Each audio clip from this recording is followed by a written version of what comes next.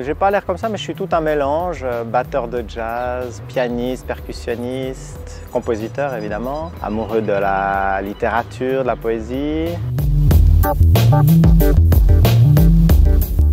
Vaudois, très vaudois, par les racines, canadien par la naissance, québécois de cœur.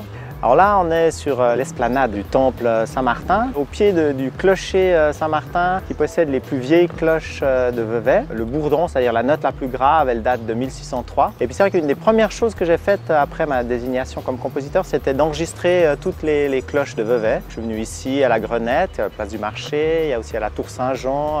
Voilà, j'ai enregistré toutes ces cloches avec l'idée que peut-être on en ferait quelque chose dans le spectacle, on utiliserait ces sons-là parce que je crois que les Veveysans sont très attachés au son des cloches. Et puis ça nous relie aussi au passé. En 1603, on entendait les mêmes cloches que maintenant. La fête pour moi, c'est le rêve d'un spectacle total qui mélange les arts, justement, la musique, la poésie, la danse, les costumes, les lumières. Et puis qui mélange aussi les générations, les classes sociales. C'est la première fois que je fais un spectacle en me mettant à la même table qu'un vigneron, par exemple. Et on parle de musique, de poésie, des saisons, de la nature. Donc c'est vraiment magnifique de nouveau cette idée de mélange.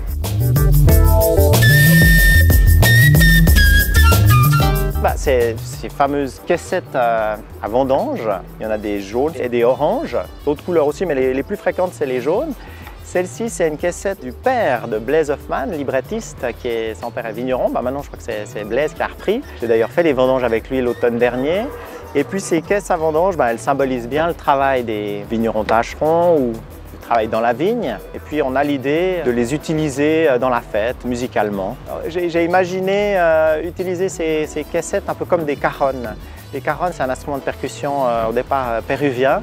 C'est pas mal développé en Espagne. Au départ, c'était un cajo, enfin un cajon, je crois que ça veut dire cajo, pour transporter les fruits au Pérou. Et puis après, les ouvriers, j'imagine, aux pauses, faisaient de la musique avec, de la percussion. Puis là, on a un peu cette même idée dans la fête. On transporte les fruits, puis on peut, par exemple, s'asseoir dessus. Et puis on peut faire de la musique. J'y vais.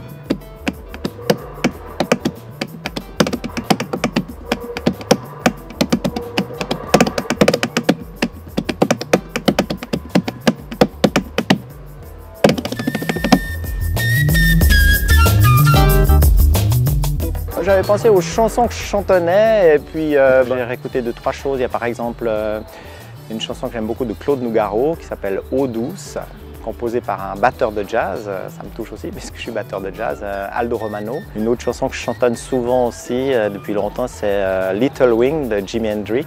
Sinon, il y a une chanson que j'aime bien, c'est un thème de jazz qui s'appelle The Mountain de Abdullah Ibrahim, qui est un pianiste sud-africain que j'aime beaucoup, que j'ai aussi eu l'occasion de rencontrer. Et puis, c'est une chanson que je chantais à mes filles quand elles étaient dans le ventre de ma femme et que j'ai chantée à leur naissance.